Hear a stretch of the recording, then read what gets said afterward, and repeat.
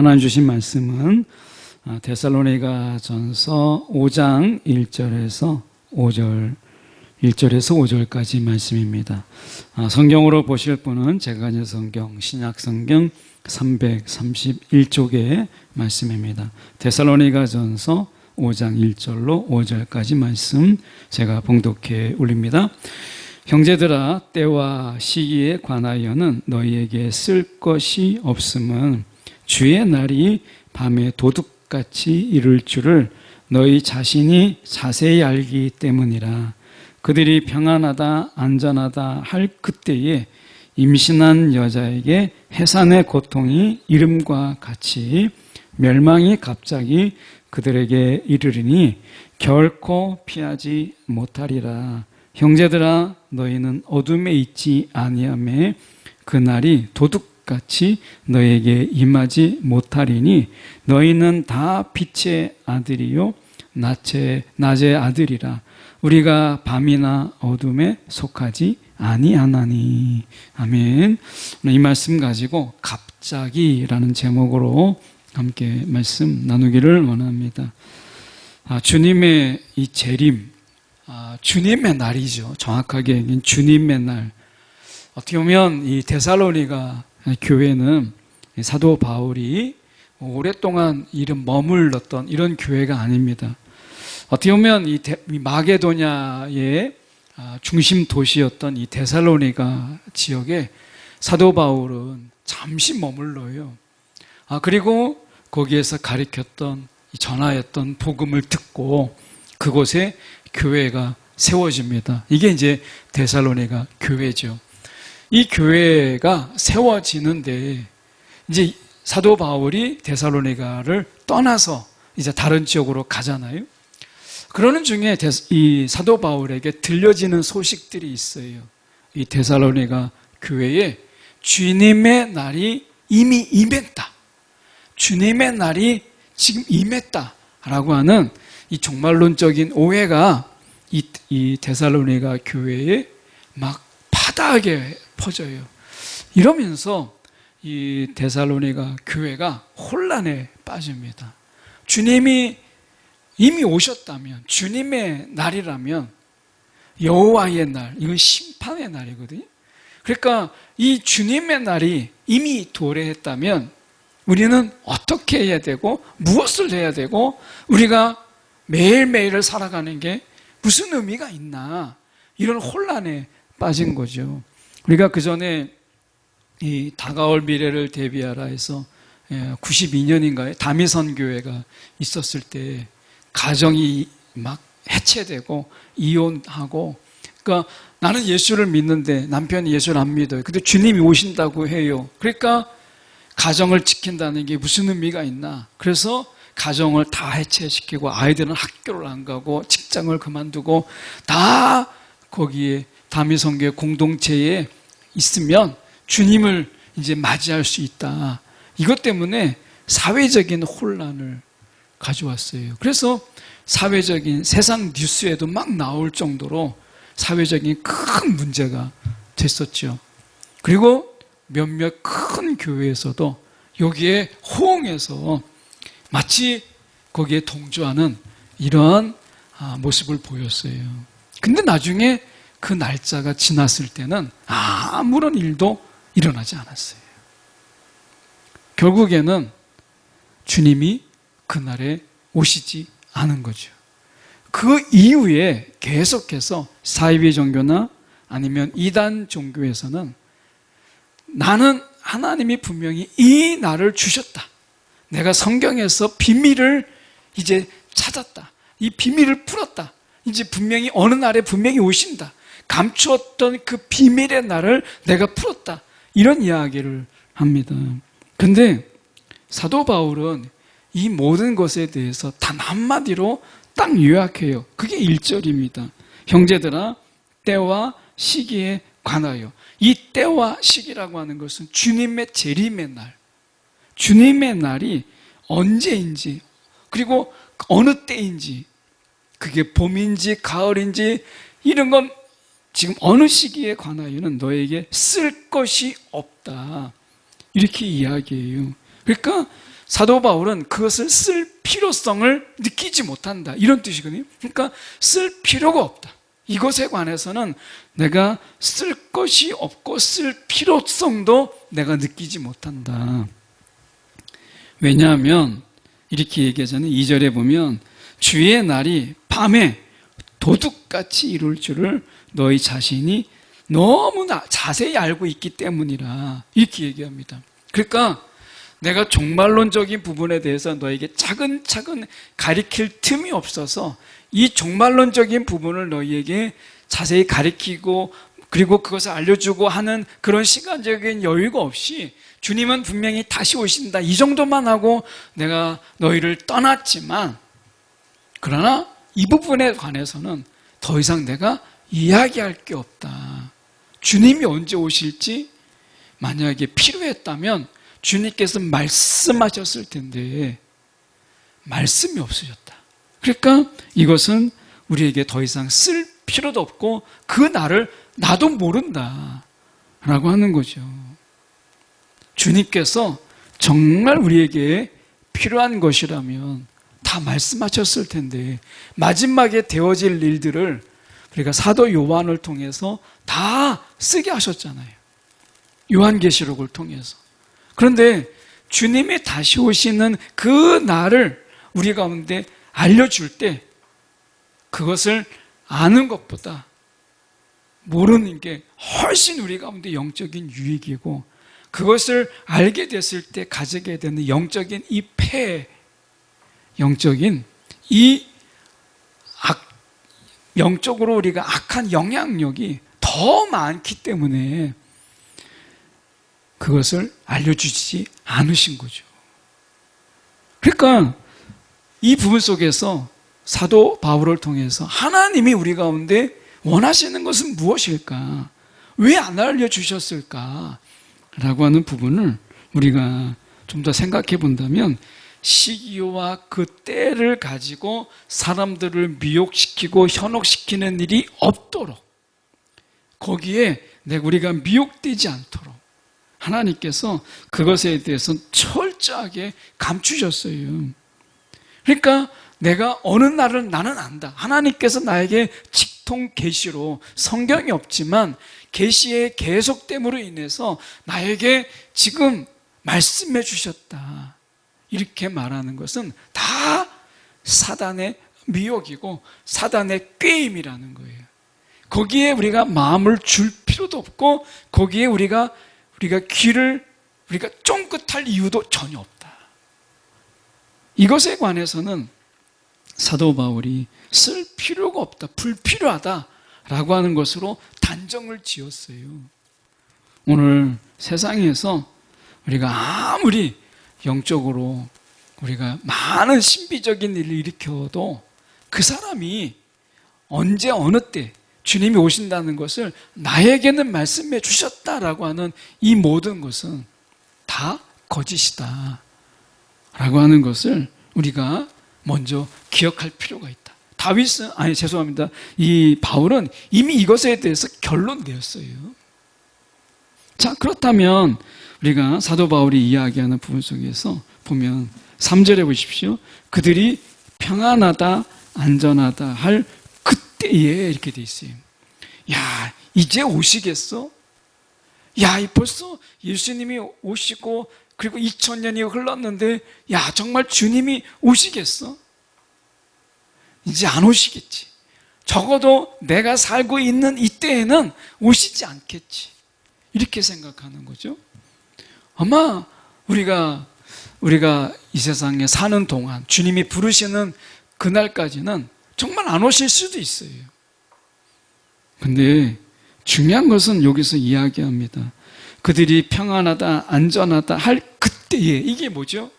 신앙적으로 우리가 게으르고 나태하고 그리고 해이해져서 더 이상 우리가 어떤 경각심도 갖지 않는 그때에, 이렇게 얘기하는 거죠. 하나님께서 다 보고 계신다는 거예요. 우리가 얼마나 신앙적으로 나태하고 게으르게 살아가는지, 얼마나 우리가 기도함이 없이 살아가는지 하나님께서 이것을 다 보신다는 거예요. 그러니까 주님이 언제 오시느냐보다 더 중요한 것을 너희가 생각하라. 주님이 언제 오시는가를 아는 것보다 더 중요한 것은 주님의 오심을 준비하며 깨어 있어서 그렇게 늘 주님의 오심을 예비하면서 매일매일을 우리가 깨어서 살아가는 이 삶을 하나님은 보신다는 거예요. 그런데 평안하다, 안전하다. 주님이 나 때는 분명히 안 오신다. 이것 때문에 우리가 신앙생활을 게으르게 정말 우리가 기도도 말씀도 예배도 다 팽개치고 그냥 세상에서 내가 세상 마냥 즐기는 것으로 우리가 대신하고 살아간다면 분명히 말씀합니다. 임신한 여자에게 해산의 고통, 이 해산의 고통은 이미 예정된 거잖아요. 한 의사가, 산부인과 의사가 그런 이야기를 했어요. 이 여성에게 있어서 해산의 고통은 이미 아는 병이다. 아는 병인데 분명히 이 병은 병인데 굉장히 위험하기도 하지만 이미 아는 병이다. 이렇게 이야기해요. 그리고 이제 어느 때가 가까웠잖아요. 이제 10개월이 가깝고 이제 아이가 태어날 예정일이 가까우면 굉장히 예민하게. 그런데 그 아이가 태어날 예정의 날만 정말 조심하나요? 아니죠. 10개월 내내 그 아이에게 태교라고 하는 것을 통해서 그래서 아이 우리가 배에다가 대고 기도하고 말씀을 들려주고 그리고 기도의 목소리를 들려주고 좋은 생각하고 이게 10개월 동안 내내 계속되는 게 우리가 출산의 과정이잖아요. 마지막 날 예정되는 그날만 반짝 조심해서 되는 게 아니잖아요. 10개월 내내 이것을 조심하고 그리고 좋은 생각하는 이런 것들이 계속되는 거죠. 그리고 마지막 날에 이제 그 예정된 날에 마지막 온 힘을 다 쓰는 거죠. 오늘 주님께서 우리 가운데 원하시는 건 10개월의 과정을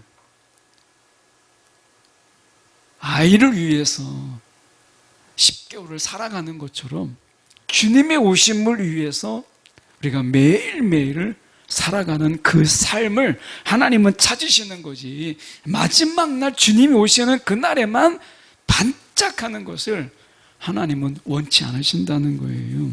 그래서 우리가 말씀하는 것이 바로 그거예요. 지금 말씀해 보면 이렇게 말씀해요. 4절에 보면 반전이 있습니다. 4절에 보면 형제들아 너희는 어둠에 있지 아니하며 그 날이 도둑같이 너에게 임하지 못하리니 이렇게 말씀해요. 앞에서는 분명히 2절에 주의 날이 밤에 도둑같이 이룰 줄 이렇게 말씀하셨는데 지금 4절에서는 너희는 어둠에 있지 아니하며 그 날이 도둑같이 너에게 임하지 못한다 이렇게 말씀해요.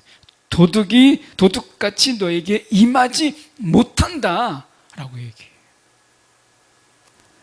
우리가 여기에서 다윗의 삶을 우리가 생각해 볼 수 있어요. 다윗의 삶이 어떤 삶이었어요? 하나님 앞에서 그는 늘 하나님 앞에서 사는 삶이었어요. 보이지 않아도 그는 늘 고백했어요. 하나님 앞에 지금 내가 있다.